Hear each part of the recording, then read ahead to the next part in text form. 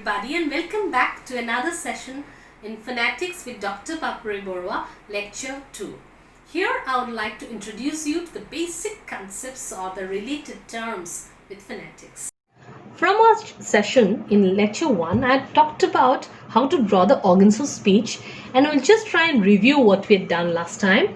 So I had introduced a few terms like vocal cords, alveolar ridge, velum, larynx and glottis. Now let us try to bring back to our mind and memory what they actually meant. Vocal cords are nothing but the muscular bands of tissue in the vocal tract. Alveolar ridge is the part behind the upper front teeth. It's also known as the teeth ridge. Velum is the other name for the soft palate. Larynx is the other name for the voice box, which holds the vocal cords. And glottis is the space between the vocal cords. Now let us move on to some more concepts related to phonetics. Now, when we talk about pronouncing a few words, there are a few phonemes which we pronounce with extra breath force. And that extra breath force is known as aspiration. Like for instance, we use these slashes to show it is not the letter of the alphabet, but it is the phoneme. Therefore, it is not P here, it actually represents the phoneme P. The phoneme P, the phoneme T, and the phoneme K. Not P, T, K, not P, T, K, but it's P, T, K. So what happens is that there are a few sounds in the language which in particular positions are said with an extra breath force. Like if I tell P-I-N, it's pin. That is, when I close my lips and when the air comes out to pronounce P, I say with an extra breath force.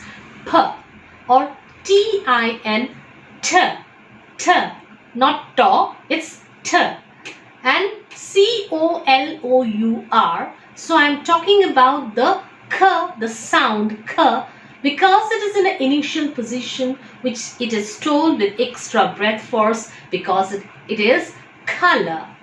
Now we'll talk about this later in the session. Now we have the word called pulmonic. When we tell pulmonic, it is something related to the lungs. If you remember, the airstream mechanism or the air that we use to really pronounce words or speak, it comes from the lungs, and lungs is the pulmon, and hence we use it pulmonic egressive airstream mechanism. Next we had talked about dental, that is anything related to the teeth. Though when we pronounce that word, if it pronounce the sound, if it uses the teeth, we use the word adjective dental. Or say labial, when we're using like pa, pa, pa, ba, ma, ma, pa, ba, ma, these use the lips and hence labial. Or say anything that uses the velum or the soft palate, they are known as velar. So these were words and terms we've already talked about in the last lecture. Now, when we utter a word, we are actually pronouncing it in a particular manner. And that's so important. We should know how we actually need to use the words there. And hence, some words come up now, which you need to know, or in fact some terms like the term called phone. It is not the mobile phone that you use. It's a linguistic term. Or say the phoneme. Or say an allophone, and a syllable, or aspiration. All of these can be really, really confusing. Now let us make it easy there. Now, so let us come to the definition of two very, very important terms there. One is phonetics and the other is phonology. So what are we studying now? Are we studying phonetics or are we studying phonology? We are, I guess, studying phonology. How? Because when we talk about phonetics, it is nothing but a study of all the human speech sounds. But when we tell phonology, it is the study of the speech sounds of a particular language. Hence, we are studying English phonology and not English phonetics. The other two terms which we often will come across are the words phoneme, and I just wanted to introduce the concept, how it's different from the word sound. So I cannot actually call it, what are the basic subtle differences between the two words phoneme and the sound? Now, what is a phoneme? It's a minimal distinctive unit of speech. Like if I take the words P-I and pin, and I remove the P or the P, and I use their, say, T or T, T-I-N, P-I-N, I remove the P and I use T. So it becomes pin, becomes tin. Okay, so what is happening is that I am changing one segment with another segment. Now let me tell, in place of the word segment, use the word phoneme. That means in P-I-N, we have three sounds that fall to your ear, and those sounds are abstractly represented like a phoneme. So I have three phonemes: P, E, N, pin; T, E, N, tin. Okay, so if I tell pin, I can break it up into P plus E plus N. So it's three segments together, three phonemes. Therefore, it is, now if I try to break it down, can I further break down P or E or N? I cannot. Hence, every phoneme is minimal. I cannot break it down further. Now, if I replace P with T, pin becomes tin, a completely new concept. Hence, it is something which is distinctive. Like I am teaching, I am here talking to you, I replace myself with somebody else.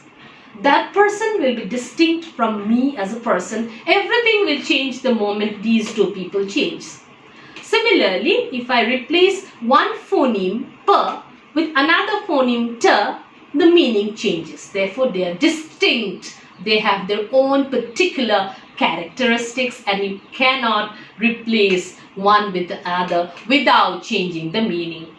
Therefore, in the definition itself, it's given, it's minimal. You cannot break it down further. It is distinctive. You cannot replace one with the other without changing the meaning. And it's a unit, because it's one unit of speech. Hence, the definition, very simple one. But when we talk about sounds, I'm talking about the literal sound segments or the physical segments that fall to a ear. And phoneme is hence an abstract unit, but sound is something that you hear. Okay, so they are concrete units. And some linguists consider them to be units of speech. Now, phonemes can be said to be generalizations made by using or comparing different words by the linguist. So in some, we can say phonemes are abstract units that are in fact very simple definition, minimal, distinctive unit of speech. And if we try and compare phoneme with phone, what is the difference between the two? In fact, as I said, minimal distinctive unit of speech is a phoneme. What is a phone? A phone are in fact the instances of the phoneme in their actual utterance. Like the phoneme P, when I actually utter in instances in real life situations, those are the phones. In fact, they are also the sound segments. And further, a phoneme are something like, as I said, it's an abstract thing. So linguists, they try to create those sound segment, those the script, or what you call the letters, the way they're written. So it's more of something to do with the brain and something you thought about and brought about. But phones are something that you really hear, so they are physical segments there. And one more thing, we can say that phonemes, like I just said, PIN, pin, can be replaced with, if I really want to transcribe, I want to show it to you how they are written as a pronunciation, I will write P, E, N. P looks almost exactly like P. So in a way, most of the sound segments, most of the phonemes, most of the phonemes can have some resemblances to the letters of the alphabet. Now let us move on to a very, very important element there, that is the syllable. Now what is the syllable? Every time we take a breath, when we're telling a word, we form a syllable. If you remember from my last lecture, I introduced the word examination. And I said I took 5 breaths when I said that word, examination. And I said nay should be told with more strength or more breath force or whatever you call. Alright, should be said with an extra effort. So it's examination. The nay should be told more strongly.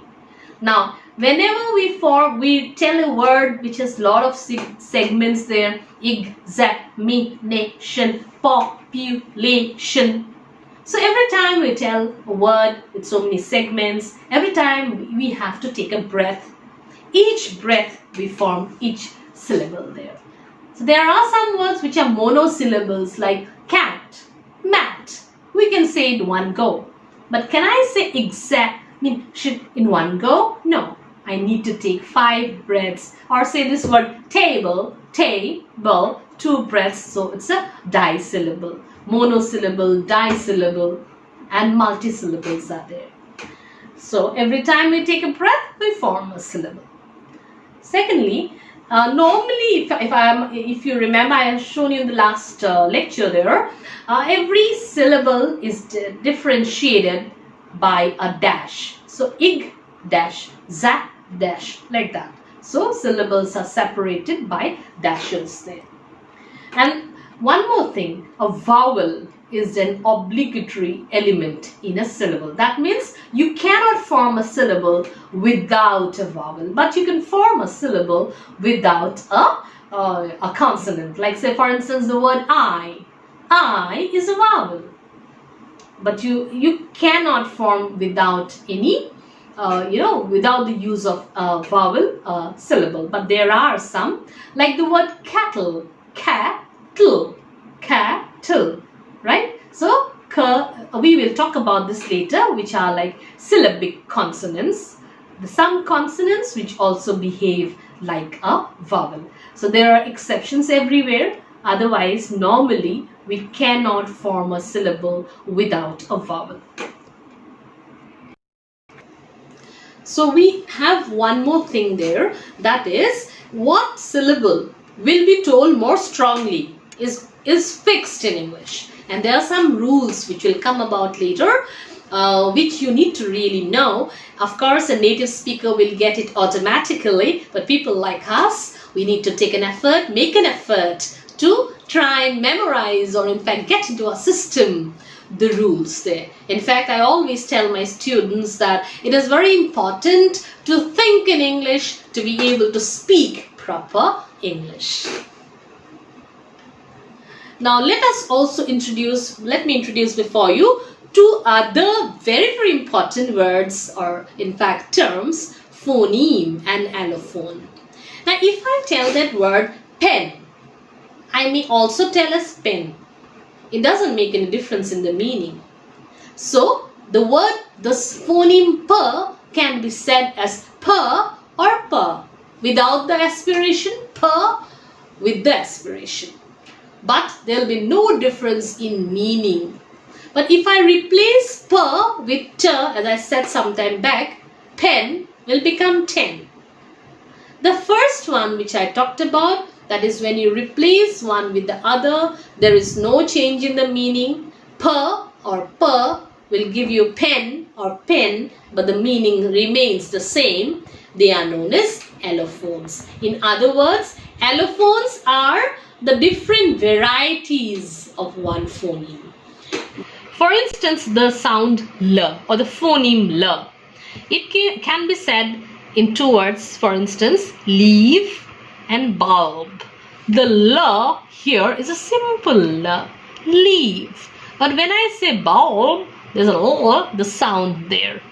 Okay, so the leaf, which is very simple, the L here is known as a clear L, and we use the square brackets to denote allophones. The word bulb is, we have the sound, we have as if the sound is moving in a curve, and hence we write it like this, the dark L with the curve on the L, and these are written in, as I said, because they are allophones of this phoneme, they are written with the square brackets, and the phonemes are written in the slant brackets. Similarly for P, which I have been talking from the beginning, tap, P, right? P and simple P. But if I tell pin, it is, I am telling with aspiration, and hence it's an aspirated P.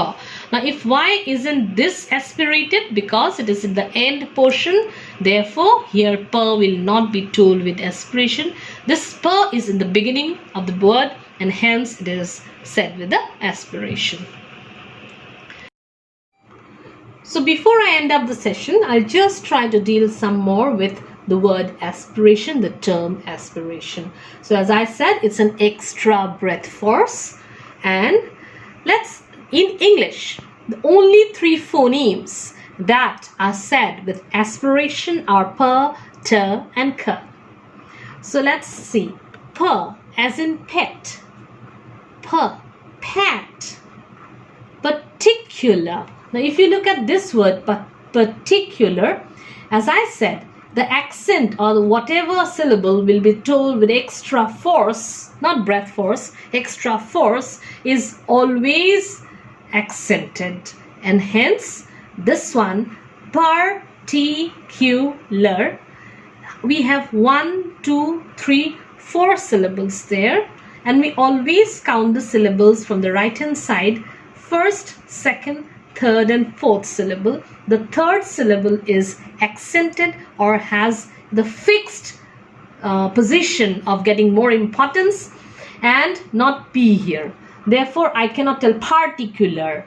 I need to tell particular. Particular because T is another phoneme which gets an aspiration. So the basic thing is that only those syllables, if it has in the beginning T, which actually are aspirated or told more strongly, will get the aspiration.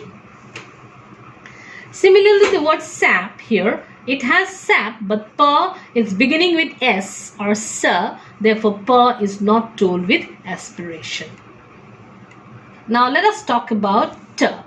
T, tin, task, tan, but here, though it is in the second or third position from the right hand side, it is said with accent or aspiration because it is accented or is fixed that in particular, the word particular, T will always be told with extra breath force. These are fixed in English. Let us now study the aspiration on K. The spelling might be different. Say for instance the word king, the spelling is K, fine. But the word color, the spelling is C.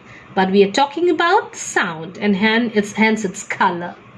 Cast, but same word there, particular. The K is here. It will not be accented because, as I said, it's fixed in T. So it's again particular without any aspiration on K.